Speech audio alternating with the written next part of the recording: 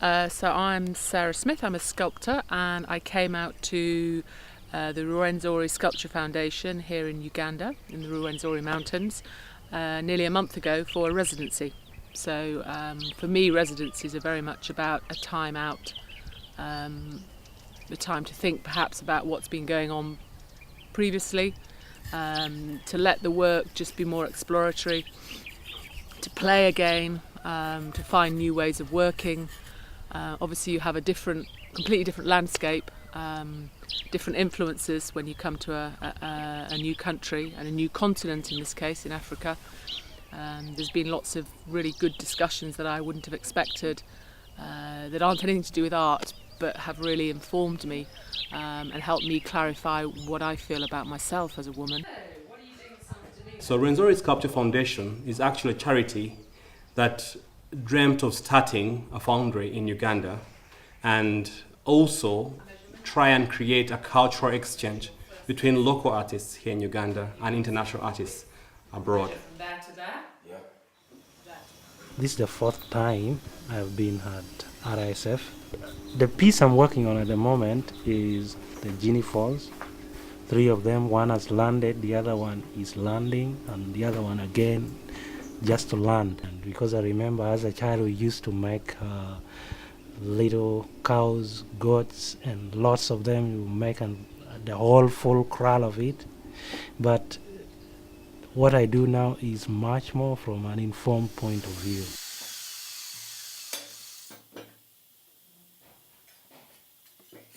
Here we have different departments where we have wax room, and the wax room is where we do molds. Then after we vest them, that's some department.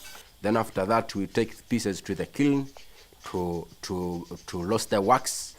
Then after we go for another department, that is melting bronze to cast the pieces. Then after we bring them to metalwork. The metalwork has a few pieces, few things which it carries on. After metalworking, we patinate the pieces and polishing them. Then after we take them to the gallery. I'm a bookkeeper and I'm a wax modeler. And mostly as a bookkeeper, I'm a link between UK and Uganda. When I came, I realized the world is so big when it came to art, especially when it comes to the kind of work someone is doing. You realize they put in their time, they put in their soul. I think, well, as a female, that's what I see. I see the person in the art. Yeah, so it makes me feel like I know this person better when I see what they have done.